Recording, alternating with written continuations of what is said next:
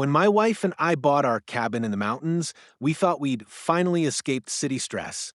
But peace doesn't last long when your neighbor is an HOA Karen. She complained about everything, my truck being too loud, my firewood stack being unsightly, even my American flag being unapproved decor.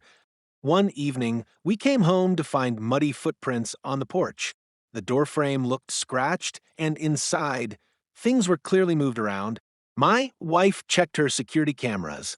Sure enough, there she was, Karen, fumbling with a spare key she must have swiped during a fake welcome visit. She had broken into our home. The very next day, Karen showed up again, this time barging straight inside while I was in the kitchen.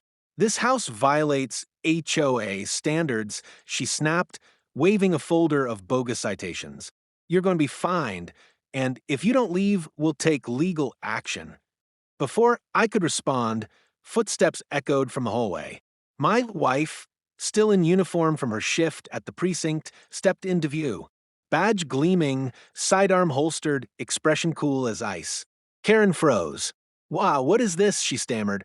"This," my wife said firmly, "is my house, and you just admitted to unlawful entry in front of a sworn officer of the law." Karen's face went pale. I? I was just inspecting. Inspection? My wife cut her off. Without a warrant, without consent, and on private property? That's called breaking and entering. Lucky for you, I'm off duty. If I weren't, you'd already be in cuffs.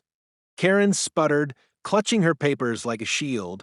"You can't threaten me. I'm the HOA president, and I'm the one who decides whether you leave here free or in the back of a squad car," my wife shot back.